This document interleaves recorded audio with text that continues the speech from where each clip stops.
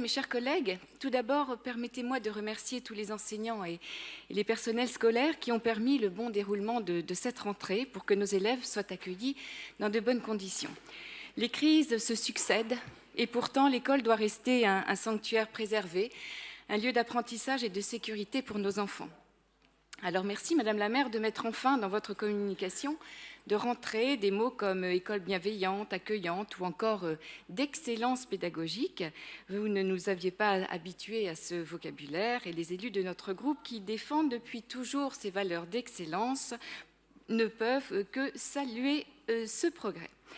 Les effectifs des élèves poursuivent leur baisse inexorable cette année encore, 3 000 élèves en moins dans nos classes parisiennes. Rappelons que l'année dernière, c'était 6 000 élèves en moins. Nous ne pouvons que nous réjouir du ralentissement de ces chiffres inquiétants. Cependant, les causes profondes de départ des familles restent toujours les mêmes, des logements trop chers, des difficultés à se déplacer, le mauvais entretien de la ville, une insécurité galopante et un manque d'espace vert, entre autres arguments. Et force est de constater que vous ne vous attaquez pas à ces vrais problèmes. Les crises climatologiques et énergétiques qui frappent notre pays se sont invitées dans nos établissements scolaires parisiens et ont remis en lumière les enjeux de climat dans notre capitale. Toutes les initiatives qui vont dans ce sens sont bonnes. Alors oui au cours Oasis, même si un réel effort doit se poursuivre, car une centaine de cours sur plus de 600 écoles, cela reste encore assez faible. Un point faible dans cette communication sont les rénovations thermiques de nos établissements scolaires, point que vous n'abordez pas et pourtant capital. Comme vous le soulignez, le parc immobilier parisien dans nos écoles est ancien.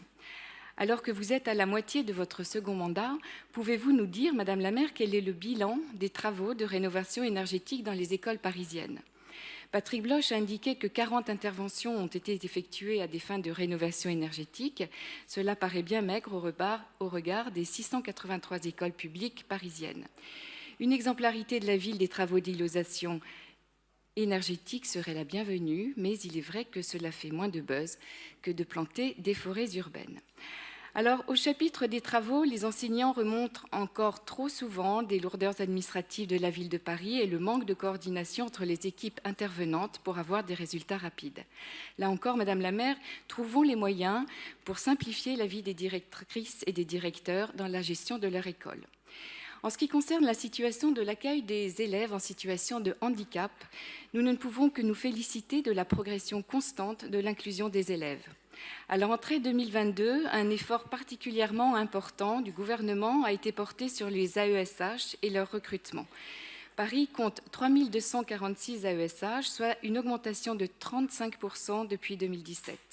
Mais la réponse reste encore insuffisante pour de nombreuses familles, car le handicap recouvre diverses formes, complexifiant l'inclusion de ces élèves. Selon l'UNAPI, encore trop de jeunes atteints de handicaps mentaux ne seront pas scolarisés ou ne bénéficieront que de quelques heures par semaine des cours en cette rentrée 2022. Ne relâchons pas nos efforts. L'accueil des enfants porteurs d'un handicap, quel qu'il soit, est une question d'humanité, une question à l'altérité, une acceptation de la différence dès le plus jeune âge. C'est une richesse pour notre société qui se morcelle et ne se respecte plus. Enfin, je souhaiterais terminer mon intervention sur la situation très préoccupante des crèches. En effet, le manque de personnel dans le secteur de la petite enfance crée une situation de grande tension dans l'accueil des tout-petits. Le problème est encore récurrent à Paris, mais prend une tournure tout à fait inédite cette année. À Paris, vous avez choisi de geler 6 000 places en attendant de recruter effectivement des personnels qualifiés.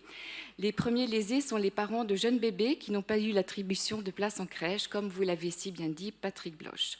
L'exigence de ces métiers, le rythme éreintant qu'ils imposent, des salaires peu attractifs, couplés à des problèmes de logement trop chers et des temps de trajet trop importants, n'attirent plus de vocation dans cette profession.